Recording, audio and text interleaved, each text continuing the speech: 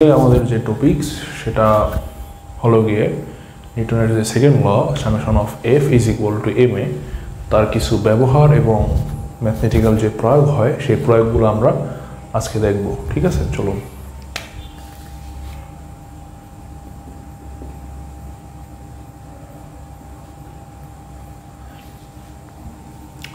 এখানে এই সূত্রের দিকে তাকাইলে দেখা যাচ্ছে যে সামেশন অফ এফ মানে অনেকগুলো বলের সমষ্টি, বস্তু একটা, অর্থাৎ একটা বস্তুর উপরে অনেকগুলো বল যখন ক্রিয়া করে একটা বস্তু ত্বরণ হয় একটা। তার মানে আমি একটা জিনিস ক্লিয়ার করে বলতে পারি যে একটি বস্তুর উপর বল অনেকগুলো ক্রিয়া করতে পারে।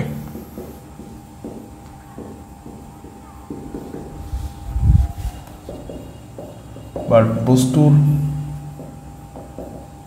ত্বরণ একটি হবে এবং বস্তুর গতিও হবে একটি।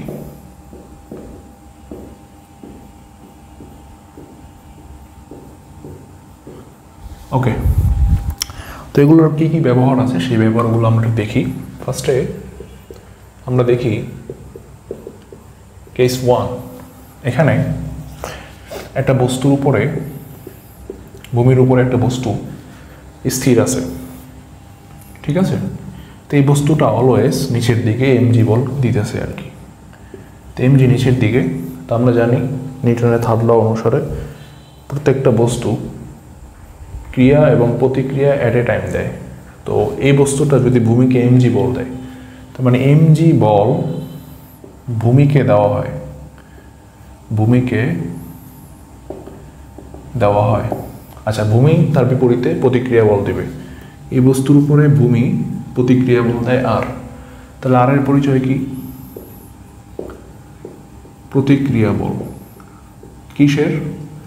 যে তলের উপরে বস্তু থাকে, যে তলের উপরে বস্তু থাকে সেই তল কর্তৃক। আচ্ছা, এই পয়েন্টটাতে এক্স অক্ষ এবং ওয়াই অক্ষ ডিনোট করি আমরা। এটা এক্স অক্ষ, এটা ওয়াই অক্ষ। তাহলে এক্স অক্ষে আমরা দেখি নো ফোর্স,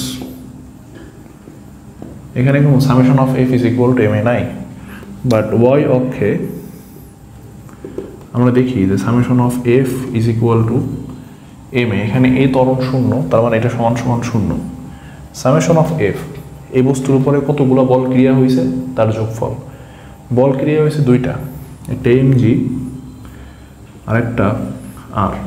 তারের সামনে পজিটিভ, তার মানে আর উপরের দিকে, এমজি নিচের দিকে, অবভিয়াসলি এমজির সামনে নেগেটিভ হবে, বা আমরা বলতে পারি এমজি।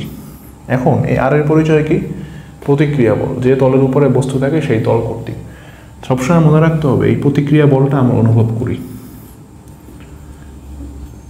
প্রতিক্রিয়া বল আমরা অনুভব করি। আচ্ছা, কেস 2 এ আসি। কেস 2 কি? যেই বস্তু, এই বস্তুর উপরে এই বরাবর একটা ফোর্স ক্রিয়া হয়েছে, তা ত্বরণও থাকবে একটা ফোর্স, যেহেতু ক্রিয়া হয়েছে বস্তুর ভরে, তাহলে ফোর্সটা এই বরাবর ক্রিয়া হয়েছে। এই ভূমিতে কোনো ফ্রিকশন নাই, কোনো কিছুই নেই, তো ফোর্স ক্রিয়া হয়েছে, ত্বরণও হয়েছে। আচ্ছা, এক্স অক্ষ বরাবর যেসব যা কিছু পাই আমরা সেটা হলো গিয়ে নিচের দিকে এমজি, উপরের দিকে আর ওয়াই অক্ষ। এক্স অক্ষের সামনের দিকে ফোর্স, তখন আমি summation of F is equal to M A. So আমরা পাই যেটা একটা এফ, এই জন্য F is equal to M A. But Y অক্ষে summation of F is equal to M A, এটা সমান সমান শূন্য হয়, কারণ ওয়াই অক্ষে তো সে যাচ্ছে না, ওপরে উঠতেছে না, নিচেও নামতেছে না, সে তো যাচ্ছে সামনের দিকে, এই জন্য এই ত্বরণটা থাকবে।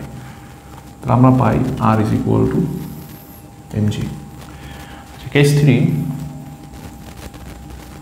কেস 3 ঘর্ষণওয়ালা তল। ঘর্ষণওয়ালা তল। এখানে এই যে বস্তু, এখানে নিচের দিকে mg, উপরের দিকে r, তাহলে r এবং mg পরস্পর ক্রিয়া হয়ে যায়। ঠিক আছে, আমরা এটাকে অ্যাভয়েড করতে পারি। উপরেও যাচ্ছে না, নিচেও যাচ্ছে না, সে যাচ্ছে সামনে, তার ফোর্স এই বরাবর F, এটাকে বলা হয় প্রযুক্ত ফোর্স। আচ্ছা, এটাকে বলা হবে কি? প্রযুক্ত বাহ্যিক ফোর্স, যে ফোর্সটা এক্সটার্নাল, বাইরে থেকে দেওয়া হয়। ঠিক আছে। আচ্ছা, তার ত্বরণটাও কিন্তু এইদিকে করতেছে, বাট এই বরাবর একটা ঘর্ষণ বল ক্রিয়া হইতেছে। তাহলে y অক্ষ বরাবর যে ফোর্স, সেটাকে আমরা অ্যাভয়েড করতে পারি। x অক্ষ বরাবর আমরা যেটা পাই সেটা হলো summation of F is equal to ma। খেয়াল করি, এই পাশে ma, এই পাশে সামেশন অফ F। ma এর সামনে পজিটিভ, তার মানে a এর যে দিক, সেই দিক বরাবর যে সকল বল থাকবে সেই সকল বল পজিটিভ, আর যে সকল বল থাকবে এর বিপরীতে সে হবে নেগেটিভ। এর বিপরীতে যে সকল বল থাকবে তারা হবে পজিটিভ, এর বিপরীতে এর দিকে থাকলে, সরি এটা হবে নেগেটিভ, এর দিকে থাকলে হবে পজিটিভ। তো এর দিকে আছে প্রযুক্ত বাহ্যিক ফোর্স, এই প্রযুক্ত বাহ্যিক ফোর্সকে আমি F ধরি, আর এর বিপরীতে ক্রিয়া করতেছে ঘর্ষণ বল, এটা সমান সমান ma। ক্লিয়ার? আমরা কেস 4-এ চলে যাই। কেস 4-এ হলো গিয়া এরকম একটা বস্তু, সেই বস্তুর উপরে এই বরাবর ফোর্স দেওয়া হইতেছে। তাহলে প্রযুক্ত ফোর্স, অর্থাৎ আমরা বলতে পারি এক্সটার্নাল ফোর্স, এটা বাইরে থেকে দেওয়া হইতেছে, F এক্সটার্নাল আলফা কোণ করে। ঠিক আছে, আর বস্তুটার ত্বরণ ঘটতেছে এই বরাবর। সবসময় মনে রাখতে হবে ত্বরণের দিকটাই বস্তুর যাওয়ার দিক, ফোর্সের দিক। ঠিক আছে, summation of F is equal to ma, এখানে এই ত্বরণের দিকটাই সবসময় পজিটিভ ধরে নিতে হবে, ত্বরণ এই দিকে যাইতেছে। আচ্ছা, এখন এই বস্তুর y অক্ষ বরাবর কি কি বল আছে সেটা একটু দেখব, x অক্ষ বরাবর কি কি বল আছে সেটা একটু দেখি। y অক্ষ বরাবর আছে, দেখো F আর r ক্রিয়া করছে। তাহলে আমরা জানি যে কোনো ফোর্স xy তলে ক্রিয়া করলে সেটা দুটো উপাংশে ভাগ হয়। ঠিক আছে, যে কোনো ফোর্স বা যে কোনো ভেক্টর আমরা জানি সেটা। তাহলে এই F এর একটা উপাংশ এই বরাবর, যেহেতু এটা x অক্ষ বরাবর আর y অক্ষ বরাবর, এটাকে আমি লিখতে পারি F cos আলফা, যার সাথে কোণ করে থাকে সেটা cos আলফা, আর উপরের দিকে থাকবে F sin আলফা। আচ্ছা, যেহেতু বস্তুটা সামনের দিকে যাইতেছে, তাহলে x অক্ষ বরাবর কি পাওয়া যাচ্ছে? x অক্ষ বরাবর আমরা যেটা পাই summation of F is equal to ma। তাহলে a এর দিকে যারা থাকবে তারা পজিটিভ, এর বিপরীতে যারা থাকবে তারা নেগেটিভ। তো এর দিকে আছে F cos আলফা, আর যদি ঘর্ষণ বল থাকে তাহলে বিপরীতে থাকবে ছোট হাতের F। আচ্ছা, এটা হলো গিয়ে x অক্ষ বরাবর। এবার আসো y অক্ষ বরাবর। y অক্ষ বরাবর F sin আলফা উপরে, mg নিচের দিকে ক্রিয়া করতেছে, আর r উপরের দিকে ক্রিয়া করতেছে, প্রতিক্রিয়া বল। তাহলে উপরের দিকে যেসব বল ক্রিয়া করতেছে আমরা যদি দেখি যে summation of F is equal to ma। যেহেতু বস্তু y অক্ষ বরাবর যাচ্ছে না, সো এটা সমান সমান শূন্য আসবে। তাহলে r plus F sin alpha minus mg সমান সমান শূন্য, বা r সমান সমান mg minus F sin alpha. একটু খেয়াল করো, আগে যদি বস্তু স্থির থাকতো তাহলে ভূমি তাকে প্রতিক্রিয়া বল দিত r is equal two mg। এখন সেই উপরের দিকে একটা ফোর্সের কারণে সে কিন্তু তার প্রতিক্রিয়া বল কমে গেছে অনেকটা। তার মানে এইটা তুমি ওজন কম অনুভব করবা, ওজন কম অনুভব করে, ভূমির প্রতিক্রিয়া বল কমে গেছে। ঠিক আছে, আচ্ছা আমরা এখন কেস 5-এ চলে যাব। ওই কেস 4-এর মতোই আমরা একটা বস্তু আঁকি, সেই বস্তু এই বরাবর একটা ফোর্স ক্রিয়া হইতেছে, আবার এই বরাবর একটা ফোর্স, এটা F2, এটা F1, ধরে নিচ্ছি F1 is greater than F2। তাহলে এই দিক বরাবর ত্বরণ হইতেছে এ, সবগুলো মিলিত হয় ত্বরণ হইতেছে এই দিকে। এমজি নিচের দিকে ক্রিয়া করতেছে আর উপরের দিকে। এই কোণটা যদি α1 হয়, এটা যদি α2 হয়, তাহলে α1 এই বরাবর ক্রিয়া করে। α1 এই বরাবর ক্রিয়া করলে আমরা জানি F1 এর একটা উপাংশ হবে F1 cos α, উপরের দিকে যেটা হবে F1 sin α। আচ্ছা, এই F2 α2 কোণে ক্রিয়া করতেছে এই বরাবর, তাহলে এই দিকে একটা ফোর্স হবে F2 cos α2, আর উপরের দিকে হবে F2 sin α2, এটা α1 ওকে। আর এই বরাবর ক্রিয়া করতেছে ঘর্ষণ বল। আমরা জানি ঘর্ষণ অলওয়েজ গতির বিপরীতে ক্রিয়া করে, এটা মনে রাখতে হবে। ঘর্ষণ অলওয়েজ গতির বিপরীতে ক্রিয়া করে। আচ্ছা, এবার আমরা এক্স অক্ষ এবং ওয়াই অক্ষ আলাদা আলাদাভাবে ডিনোট করি। এক্স অক্ষে যেহেতু ত্বরণ আছে summation of F is equal to M A, কারণ বাহ্যিক ত্বরণ মানে ফাইনালি যে ত্বরণটা সেটা সামনের দিকে যাইতেছে। Summation of F is equal to M A, ত্বরণের দিকে যেসব ফোর্স আছে সেটা পজিটিভ আর বাকি সব নেগেটিভ। ত্বরণের দিকে ফোর্স আছে একমাত্র F1 cos α, F1 cos α। X অক্ষ বরাবর এফ আছে কিন্তু সেটা বিপরীতে -f, আর F2 cos α সেটাও বিপরীতে, এটা F2 cos α, এটা α1, এটা α2 সমান এম এ। আচ্ছা, এবার আসো ওয়াই অক্ষ বরাবর। ওয়াই অক্ষ ওকে, ওয়াই অক্ষ বরাবর summation of F is equal to M A. যেহেতু ওয়াই অক্ষ বরাবর কোনো গতি নেই, সো ত্বরণ নাই, সো এটা শূন্য হবে। ঠিক আছে, আচ্ছা তাহলে টোটাল বল আছে কয়টা? এমজি নিচের দিকে, F1 sin α উপরে, F2 sin α2 উপরে, আরও উপরের দিকে, তাহলে R plus F1 sin α1 plus F2 sin α2 সমান minus mg is equal to 0। আচ্ছা, এখন এটা আর হলো গিয়া প্রতিক্রিয়া বল যেটা আমরা অনুভব করব ভূমি থেকে। সে আর এর মানটা যদি আমরা ক্যালকুলেশন করি, mg minus F1 sin α1 minus F2 sin α2। আশা করি ক্লিয়ার, অনেকটাই কমে গেছে। এটার দিকে তাকাইলে বোঝাই যায় অনেক প্রতিক্রিয়া বলটা অনেক অংশই কমে গেছে। ভূমি যে প্রতিক্রিয়া বলটা দিবে সেটা অনেকখানি কমে গেছে। কেস 6-এ আসি, সেটা হলো গিয়ে বস্তু যদি সমবেগে যায়। আচ্ছা, এটার জন্য মনে রাখতে হবে সমবেগে যাওয়া মানে এরকম না যে তার ত্বরণ নাই, মানে কোনো ফোর্স নাই বাহ্যিক।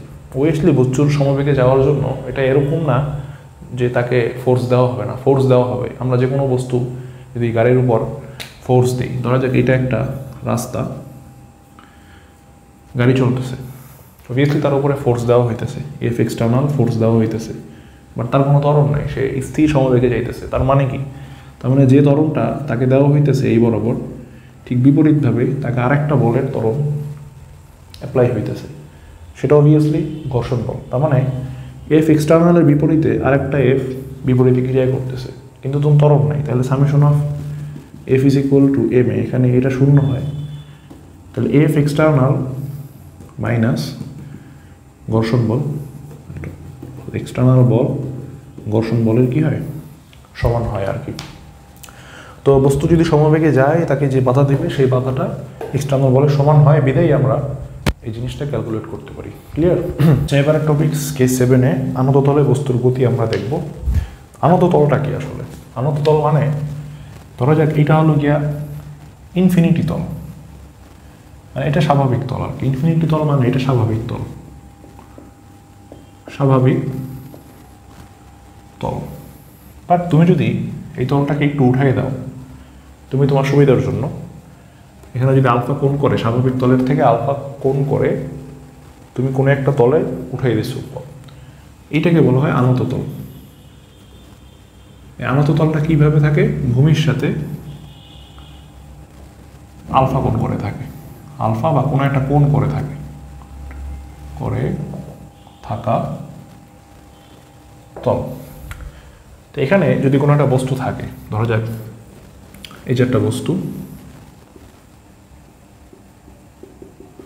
একটা গাড়ি, তো আনত তলে কিন্তু বস্তুকে তুমি এভাবে রেখে দিলে সে কিন্তু গড়িয়ে পড়ে যাবে। কেন পড়ে একটু খেয়াল করি। এই গাড়িটা অলওয়েজ, এটা যদি ভূমি, সে সবসময় নিচের দিকে ক্রিয়া করে এমজি। তখন এমজি অলওয়েজ কাজ করবে কোন দিকে? এমজি অলওয়েজ নিচে কাজ করবে, নিচের দিকে, কারণ পৃথিবী তাকে টানতেছে নিচের দিকে ক্রিয়া করে। ওকে, এবার খেয়াল করো, এই গাড়ির উপরে প্রতিক্রিয়া বল হবে এই বরাবর, কারণ সে তো একটা ভূমির উপরে আছে, তার ভূমি সবসময় প্রতিক্রিয়া বল দেবে তার 90 ডিগ্রি বরাবর। তার মানে আর সবসময় ভূমির সাথে, আর হলো ভূমির সাথে 90 ডিগ্রি বা সমকোণে ক্রিয়া করে। ওকে, তাহলে আর এই বরাবর ক্রিয়া করতেছে। এখন এই দিক বরাবর যেহেতু এটা তল, এটাকে আমি এক্স অক্ষ ধরি, আর এই বরাবর আমরা ধরি ওয়াই অক্ষ, এটা ওয়াই অক্ষ। এখন যদি আরটা এই বরাবর ক্রিয়া করে, আর এর বিপরীতে যদি আর এর বিপক্ষে একটা বল না দেওয়া হয়, তাহলে তো বস্তুটা উপরের দিকে চলে যাবে, কারণ এখানে তো আর বাহ্যিক কোনো ফোর্স নাই, বস্তুটা স্থির আছে এমজি নিচের দিকে। যেহেতু এখানে মাটি আছে, মাটি থেকে নিচের দিকে ভিড়াই নিতে পারবে না, নিচে পারবে না, কিন্তু আর তো উপরের দিকে, তাহলে আর এর বিপরীতে একটা বল ক্রিয়া করাইতে হবে। এটা কিভাবে ক্রিয়া করা সম্ভব? ধরা যাক এখানে আলফা কোণ করে আছে এই তলটা, যদি এই তলটা আলফা কোণ করে থাকে, একটু খেয়াল করো, আমরা যদি এই জিনিসটাকে একটু সাইডে লিখি এরকম, এটা আলফা কোণ এরকম, অবভিয়াসলি এই কোণটাও হবে আলফা। কিভাবে? এটা আলফা কোণ হইলে এটা 90 ডিগ্রি, এটা হবে 90 ডিগ্রি মাইনাস আলফা কোণ। এটা যদি 90 ডিগ্রি মাইনাস আলফা কোণ হয়, অবভিয়াসলি এটাও হবে 90 ডিগ্রি মাইনাস আলফা।